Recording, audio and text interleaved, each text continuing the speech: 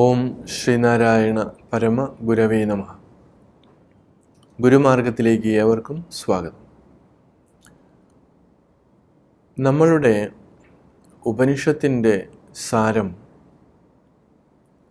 പറയുകയാണ്, എന്നുള്ളമാണ് ഉലകിൽ ഈ സുഖ ദുഃഖ സമ്മിശ്രമായിട്ടുള്ള ജീവിതത്തിന് കാരണം എന്നുള്ളം,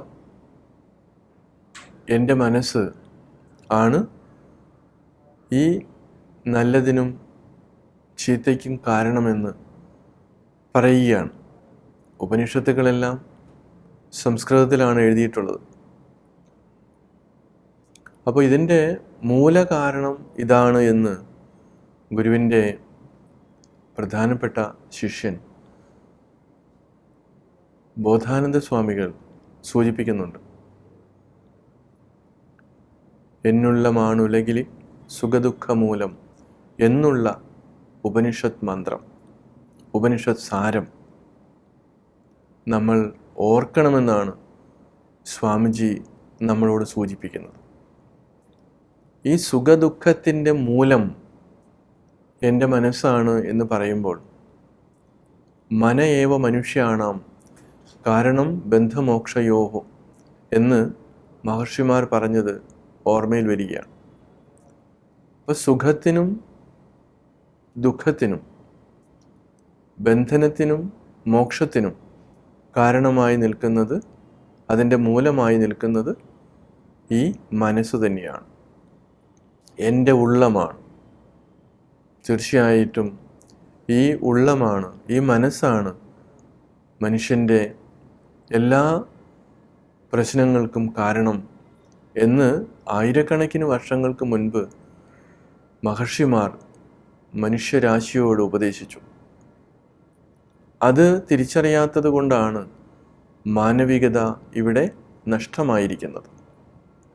പക്ഷേ മാനവികതയെക്കുറിച്ച് അതിഗംഭീരമായിട്ടുള്ള ചർച്ചകളും വിശദീകരണങ്ങളും എഴുത്തുകളുമൊക്കെ ഇവിടെ നടക്കുന്നുണ്ട്.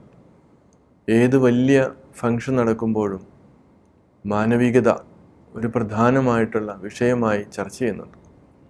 പക്ഷേ എന്തുകൊണ്ടാണ് ഇവിടെ പ്രശ്നങ്ങൾ?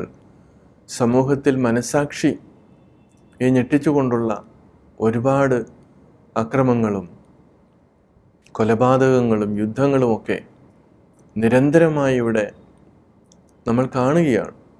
ലോകത്തിൻ്റെ എല്ലാ മുക്കിലും മൂലയിലും അശാന്തി പടർന്ന് പന്തലിച്ചു കഴിഞ്ഞു.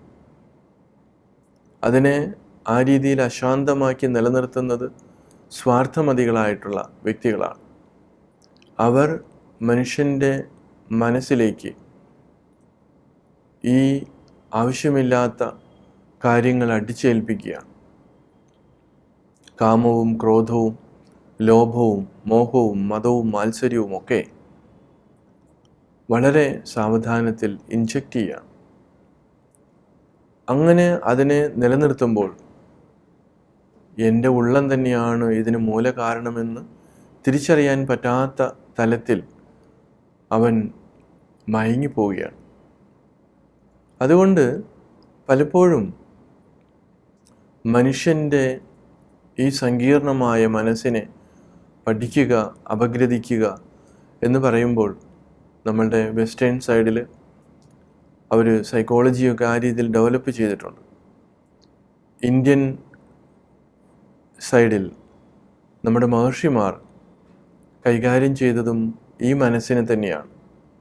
അപ്പോൾ രണ്ട് പാശ്ചാത്യരുടെയും പൗരസ്ത്യരുടെയും മനസ്സിൻ്റെ വിശകലനങ്ങൾ, മനസ്സിനെ നിരീക്ഷിക്കൽ രണ്ട് രീതിയിലാണ്. നമ്മളുടെ ഗുരുവിൻ്റെ കൃതികളും അതേപോലെ തന്നെ ഉപനിഷത്തുകളും ഭഗവത്ഗീതയും അതുപോലെ പുരാണങ്ങളും ഇതിഹാസങ്ങളും ഒക്കെ ചർച്ച ചെയ്തിട്ടുള്ളത്, ഇത്രയും ബൃഹത്തായ ഗ്രന്ഥങ്ങളൊക്കെ ഇങ്ങനെ രചിച്ചതൊക്കെ ഈ മനസ്സിൻ്റെ അതിസങ്കീർണമായ തലങ്ങളെ വിശകലനം ചെയ്തുകൊണ്ടാണ്. ഇപ്പോൾ മഹാഭാരതത്തിൽ എത്രയോ കഥാപാത്രങ്ങളുണ്ട്. ഓരോ കഥാപാത്രവും ഓരോ മാനസികാവസ്ഥ പ്രതിനിധാനം ചെയ്യുന്നതാണ്. വ്യാസൻ അതിൽ പറയുന്നുണ്ട്, ഇതിലുള്ളത് നിങ്ങൾക്ക് മറ്റ് പല സ്ഥലത്തും കാണാൻ പറ്റും. പക്ഷെ ഇതിലില്ലാത്തത് വേറെ എങ്ങും ഉണ്ടാകില്ല. കാരണം അത്രമാത്രം നിരീക്ഷണം നടത്തിയാണ് ഇവിടെ ഓരോ മനുഷ്യൻ്റെയും മാനസികാവസ്ഥയെ പ്രതിനിധാനം ചെയ്തുകൊണ്ട് ഓരോ കഥാപാത്രത്തെ അവതരിപ്പിച്ചിരിക്കുന്നത്.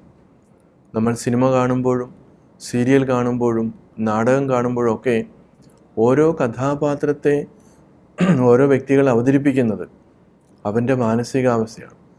ഒരുപക്ഷെ എഴുത്തുകാരൻ ചിന്തിക്കുന്ന ഒരു തലം സമൂഹത്തിൽ അവൻ ഓരോരുത്തരെയും നിരീക്ഷിച്ചുകൊണ്ട് അവൻ എഴുതുകയാണ്.